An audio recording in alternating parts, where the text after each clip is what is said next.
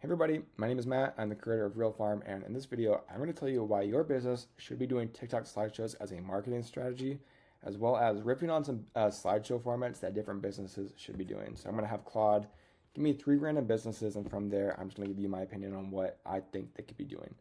So slideshows are important to me because it is the only video format I have found that you can create with AI and code, and no one knows it's created with AI and code. Not only that, but it's inherently valuable and has a really high engagement rate. And the reason why I say that is because it's evergreen. If you don't know what evergreen means, it just means that the information doesn't fade with time. Like a news cycle or a story might have a lifespan of 48 hours.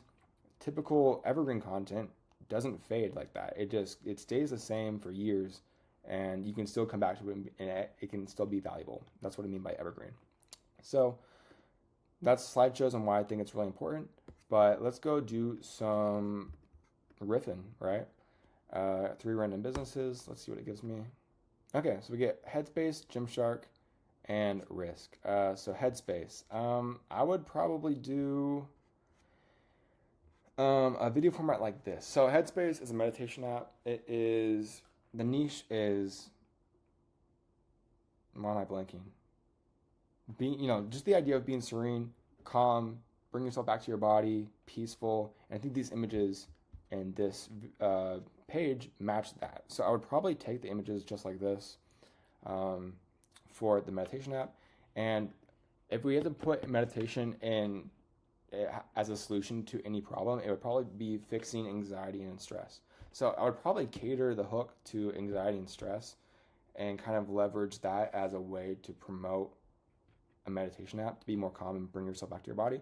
So I would probably do a hook, something like, you don't have to figure it out all right now, or you don't have to have it all figured out right now. The next slide could be something like,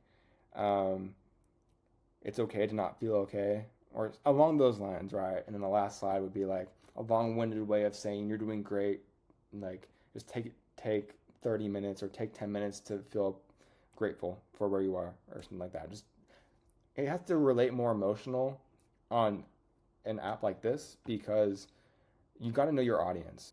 So in order to sell an app like a meditation app with a format like this, like I said, you got to know your audience. I don't think you should sell your app because it doesn't feel right to say something like you have this all figured out.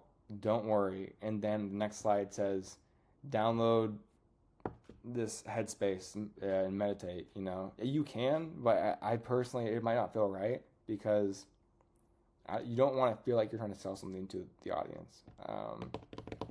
You can have the link in bio and make content so when they like this content and go back to your page and look at more content, more of these posts, they can correlate your brand, Headspace, to this content. So every time they see this content, they think of your brand, which is really important. So there's brand awareness there. As for Gymshark, I would probably do something like lean into hustle culture, lean into getting yoked, gym stuff. I'd probably do a listicle format, which is more education based, or more self-help, if anything, and do stuff like kind of like this, but lean it towards working out and Gymshark. So in terms of the images, you're not really selling a solution, but you're selling a feeling with clothing. So it's a little bit different. I would probably need the photos to be of the clothing itself, not as like a here's my shirt thing, but like actual photos of people working out in that clothing because that's the environment where you're supposed to wear that clothing, right? So I'd probably do something like this. Same narratives, honestly, but I would change the images to have the exact same images, honestly, but have the people wearing your Gymshark clothing, right? And the last one is a Risk game. A little bit different. It has to do with history. This is actually perfect. So something just like this. Strongest countries of every century. Historical figures with the most aura. Top 8 greatest cons. Top 6 greatest medieval kings of England. I would just stick to like this evergreen, like top this. Whatever it's called, but relate it to history and conquering because it has, the Risk game. And you know how to sell that. How do I sell the Risk game in these posts? Honestly, I would probably think about having the last slide be something along the lines of, if you're saying if you're interested in history, or if you're interested in war, you might be interested in this game I made, and then say Risk, link in bio, right? But I think it has to come from the perspective of a first person saying, I made this, right? If you just say, buy my thing, link in bio, it just feels like, okay, there has to be some story there, right? And if you're making posts about history, I think you need to cater toward that CTA towards history. Yeah, probably just like, if you like history, check out this, like, if you like history, you might be interested in this game I made. I think that would probably be good, do decent, honestly.